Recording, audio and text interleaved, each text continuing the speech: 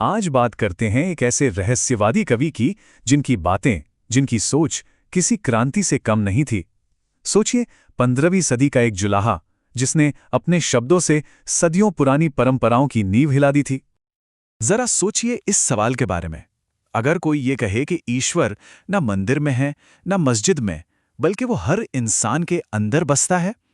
यही वो सवाल है जो कबीर के पूरे दर्शन का, उनकी पूरी सोच का सार है। और ये सवाल सीधा धर्म और समाज की बुनियाद पर चोट करता है।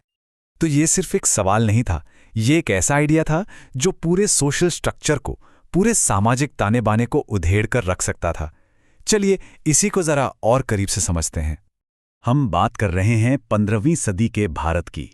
एक ऐसा दौर जब समाज जाति पाति में बुरी तरह बटा हुआ था, और उसी दौर में कबीर नाम के एक जुलाहे में धर्म और समाज की सबसे गहरी, सबसे पक्की मान्यताओं को चुनौती दी। देखिए, कबीर सिर्फ कोई सुधार नहीं लाना चाहते थे, वो तो आध्यात्मिक जीवन को पूरी तरह से बदलना चाहते थे। उनका मानना था कि असली धर्म मंदिरों और मस्जिदों की दीवारों में नहीं, बल्कि इंसान के दिल में बसता है। तो अब बात करते हैं कबीर के उस कोर आइडिया की, उस मूल विचार की, जिसने उनकी पूरी सोच को एक क्रांतिकारी दिशा दी। ये उनके दर्शन का, आप कह सकते हैं, केंद्र बिंदु है। कबीर के विचारों का जो आधार था वो था निर्गुण ब्रह्म का कॉन्सेप्ट। मतलब एक ऐसा ईश्वर जिसका कोई रूप नहीं, कोई आकार नहीं, कोई गुण नहीं, जो हर जगह है, सृष्टि के कण कण में है और जिसे किसी परिभाषा में बांधा नहीं जा सकता। देखिए, उस समय भक्ति के दो रास्ते बहुत चलते थे। एक था सगुण मार्ग, जिसमें राम और कृष्ण जैसे साकार ईश्वर की पूजा होती थी, मूर्तियों और मंदिरों के जरिए। और दूसरा था निर्गुण मार्ग, जो निराकार ईश्वर पर जोर देता था। कबीर इसी निर्गुण रास्ते के सबसे बड़े पैरोकार थे। उनके लिए ईश्वर कोई व्यक्ति नहीं था, बल्कि वो परम सत्य था जो हर इंसान के अंदर मौजूद है। कबीर ने खुद कहा, अगर ईश्वर का कोई रूप नहीं है और वो हर जगह है, तो उसे बाहर क्यों ढूंढना? उसकी खोज तो भीतर करनी होगी। मंदिर, मस्जिद, काबा या कैलाश, ये सब तो बाहरी जगहें हैं। असली ईश्वर तो अंदर है। और इस एक विचार ने धर्म के पूरे बाहरी ढांचे को ही गैर जरूरी बना दिया। सोचिए, अगर ईश्वर हर किसी के अंदर है, तो उस तक पहुंचने के लिए किसी पुजारी, किसी मौलवी या किसी ग्रंथ की जरूरत ही क्या है? दिव्यता अब हर आम इंसान की पहुंच में थी। तो सवाल उठता है कि जब ईश्वर भीतर हैं, तो फिर इन बाहरी कर्मकांडों का, इन रीति रिवाजों का क्या मतलब?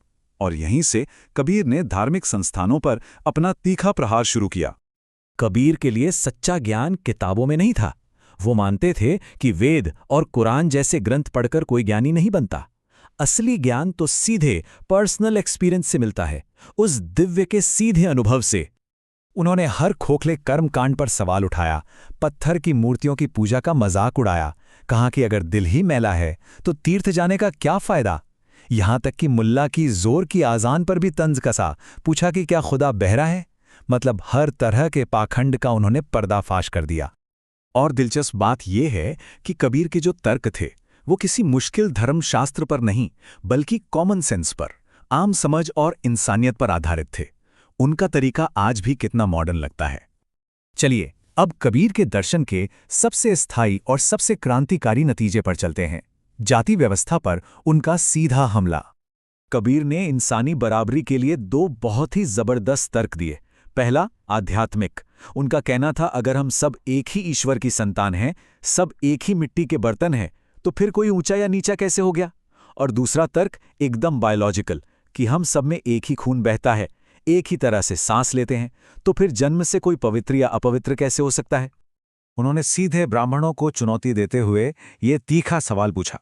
इसका मतलब था कि अगर तुम ब्राह्मण हो और ब्राह्मणी से जन्मे हो, तो किसी और रास्ते से पैदा क्यों नहीं हुए? इस तरह उन्होंने जन्म से मिली पवित्रता के विचार को तोड़ने के लिए बहुत ही सरल जैविक तथ्यों का इस्तेमाल किया। लेकिन कबीर सिर्फ एक आलोचक नहीं थे। उन्होंने अपने समय की जो बड़ी बड़ी आध्यात्मिक परंपराएं थीं, उनको एक नए नजरिए से देखकर अपनी एक अलग ही अनूठी दृष्टि बनाई। उन्होंने हर परंपरा से कुछ ना कुछ लिया, लेकिन उसकी कमियों को छोड़ दिया।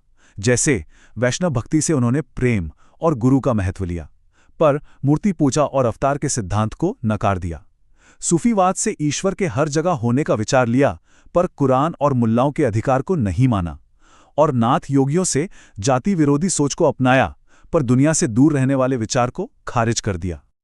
तो जब कबीर राम और अल्लाह जैसे नामों का इस्तेमाल करते थे तो वो धर्मों की बराबरी नहीं कर रहे थे, बल्कि वो उस एक निराकार शक्ति की ओर इशारा कर रहे थे जो इन सभी नामों से परे है, इन सबसे ऊपर है।